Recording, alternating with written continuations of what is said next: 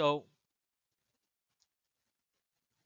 let's talk about, after we understand the very basics for the um, precipitation while nucleation process, let's talk about the driving force for homogeneous nucleation in solid. The driving force for nucleation, which means the formation of the beginning bit of the beta precipitate versus the free energy change for the entire precipitation process. Let's look at here. What we show here is the simple binary phase diagram between pure A and component and B component.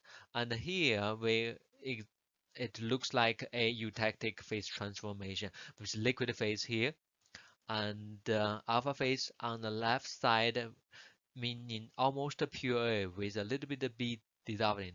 And for simplicity, let's assume the beta phase has a very narrow composition of X, B, beta. Okay, and then we have the two-phase region as well. Single phase region alpha, the single phase beta is squeezed into a line of almost the beta, and then we have two phase region of alpha plus beta. Okay, so this is our phase diagram. Let's assume the initial sample composition is x0 and the initial sample temperature is at T1, which is in the single phase region, which means at T1, the alpha with x0 composition would be uniform single phase of alpha. And when the sample is quickly quenched to T2 initially, because we mentioned it's quenched to T2 initially, it's all alpha structure. But then over time, because it sits in a two-phase region of alpha plus beta, over time, the beta phase would come out due to the so-called oversaturation or due to this vertical we call undercooling, and this would be the driving force for the um, nucleation or precipitation to occur. So this plot would be the Gibbs free energy versus composition plot. Gibbs free energy versus composition plot.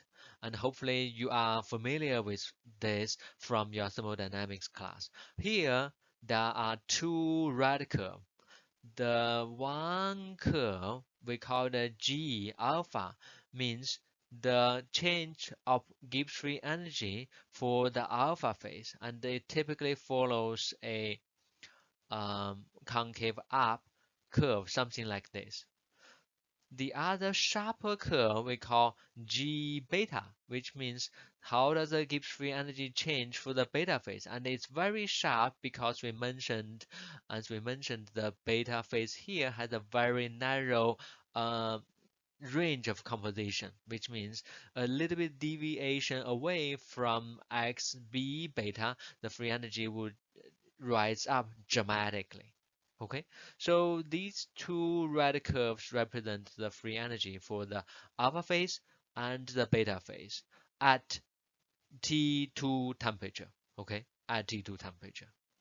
Then, as we mentioned, x0 means the initial system composition, which is also when the sample is just cooled from T1 to T2, the initial alpha phase composition, while the XEQ represent the equilibrium composition for alpha phase at T2 temperature, which is determined by the intercept between the isothermal temperature line and the phase boundary line at T2.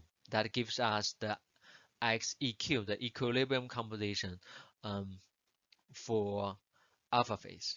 Okay? So then, from energetics point of view, the molar free energy change, the change in molar free energy for the entire phase transformation. Entire phase transformation, we mean, okay, initially it's all pure alpha at T2, But then after reaching equilibrium, it's alpha phase with XEQ composition plus beta phase with XB beta composition. Okay, from pure alpha at T2 to alpha plus beta at T2. This free energy change we call delta G0. And from thermodynamics point of view, initially when you just quench the sample to T2, but the entire sample still has the alpha structure, then this point, this point on the alpha curve, but with composition of x0 represent the initial system free energy when it is all pure alpha. Okay. On the other hand, when the system reaches equilibrium, then the free energy for the system would be determined by the common tangent between the the alpha phase, okay, and the beta phase. And the system has x0, which means the final state for the system would be lying on the common tangent between alpha and beta lying here. This would be the final uh, free energy for the system. As a result, the molar free energy change for the entire phase transformation, delta G0 is from this point on alpha curve to the common tangent line here, which is not very large. This difference we call from here to here, we call delta G0. That's the free energy change for the entire precipitation or the entire phase transformation, which means per molar of alpha initially per molar of alpha at T2, pure alpha at T2 to a molar of mixed alpha and beta under equilibrium at T2. Okay, that's the free energy change for the entire precipitation process. But this is different from the driving force for nucleation, as what we said here. Delta G0, this small difference is not the driving force for nucleation, which means for the formation of very first bit of beta precipitate coming out of alpha matrix. Okay? Delta G0 is not the driving force for nucleation. This one is not, the small difference is not the driving force for nucleation. In order to get the driving force for nucleation, we want to have the definition. Driving force for nucleation means per mole of the newly formed nucleus, newly formed beta precipitate phase formed. Okay, how much of that energy is required per mole of beta precipitate formed? In order to get that, let's define a few terms. First is what we label as G1, which is on here, G1. So remember what we said, this red curve is representing the Gibbs free energy for the material arranged like a alpha structure. And then, as what you learned in thermodynamics, the tangent along this curve would give the chemical potential for each of the component within the such a alpha phase. Okay, for example, if when we quench the material from T1 to T2 at the very beginning, the material is having a composition of X0, but at the very beginning when it just quenched to T2, it's still arranged like a alpha structure. If it's arranged like an alpha structure, then which means at that condition, the chemical potential for A and B within that alpha phase would be determined by the tangent, the intercept of this tangent with the two end boundary, which is A and B. Okay, so this tangent determines the mu A alpha and the mu B alpha. Again, mu A alpha means the chemical potential for A element, but in this phase arranged like alpha. And similarly, mu B alpha means the chemical potential for B elements in this alpha phase arranged with X0 composition.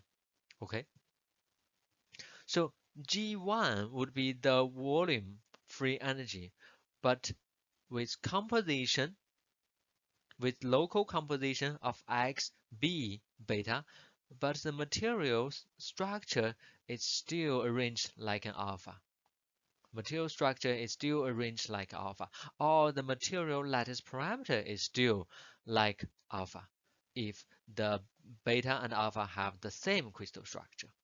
Okay, and then from what you learned in thermodynamics, G1 would be determined by the combination of chemical potential of A and B. The G1 would be given by the chemical potential of A and B, but they are arranged like alpha phase, but with local composition of X, B beta and XA beta. Of course, XA beta and XB beta add up to 1, which means we can replace XA beta with 1 minus XB beta. And the chemical potential we would keep mu A alpha is here. Mu A alpha means the chemical potential for A element for a structure that is arranged like alpha with local composition of X0, and the mu B beta is a chemical potential for B in alpha phase with local composition arranged like 0. Okay, so G1, which is here, represent the molar free energy for a local cluster, with the composition of XB beta, but the structure is still like alpha, or the lattice parameter is still like alpha. Okay, and then G2, which is given here, is the molar free energy of material with composition of XB beta, but structure-wise, it's now arranged like beta, or at least the lattice parameter is like a beta if alpha and beta have the same crystal structure. Okay, so G2 is here. And how do we get a G2? G2, similarly, because of this common tangent between alpha and beta, G2 would be written now as the chemical potential, combination of chemical potential. But in this case, it will be mu A beta, mu B beta. Again, mu A beta means the chemical potential for A element, but arranged like beta phase. And mu B beta means the chemical potential for the other end, the B elements, but also arranged like a beta phase. And then times its local composition, which is still XA beta and XB beta. Again, XA beta can be replaced as 1 minus XB beta. Okay? And the rest of the term would be kept. And in this case, now we know what's the per mole of beta phase initially and the per mole of beta phase afterwards, the formation of nucleus. Then the driving force for nucleation, which means formation of per mole of beta precipitate. Of course, the beta phase precipitate is very, very little, but per mole, if we normalize the free energy change by the molar of beta precip form, will be G2 minus G1. G2, the final state, minus initial state. Okay? G2 minus G1. And you see on this plot, now it is a much larger number compared with delta G0, which means per mole of nucleation driving force would be much, much larger than per mole of the entire precipitation, which is delta G0. Okay? Again, it means for the formation of per mole of the new precipitate has a much larger driving force than for the per mole of the entire alpha phase to become alpha plus beta. Okay. Again, let's rewrite the equation here. That Gn, the nucleation energy per mole, would be G2 minus G1. And of course, it's a large negative value, much larger negative value compared with the delta G0, which is for the entire precipitation process. The driving force per unit volume. Okay. The above is driving force per mole, and then to change into driving force per unit volume, we have this relationship. Driving force delta Gn, driving force per unit molar divided by the molar volume. So the numerator has a unit of joule per mole, while the denominator has a unit molar volume has the unit of volume per mole. So between the numerator and denominator, the per mole term got cancelled out. So as a result, we would have the free energy change per unit volume, as we show here, the volume free energy, okay, which can be obtained. And then for the very, very beginning of the nucleation process, the delta Gn term, this nucleation driving force will be proportional to the difference between x0 and xeq, the equilibrium composition and the initial composition, system composition. Okay, we can show that the delta Gn would be proportional to the difference of equilibrium minus the initial composition. Okay, then the driving force for nucleation would be proportional to supersaturation, essentially from here to here. That's the difference in solubility between temperature, the phase boundary temperature, and our target temperature, phase change temperature. And we can also show that the driving force for nucleation is also proportional to the so-called undercooling or delta T from the phase boundary to the target temperature. Delta Gn would be proportional to delta T. So these are the driving force for nucleation, delta Gn versus the driving force for the entire precipitation. We see that even though the driving force for the entire precipitation of solid state transformation may not be very large per mole, but the driving force at the very beginning to form the first bit of beta phase per mole is actually can be very, very large. And that's the origin for the phase transformation. And that's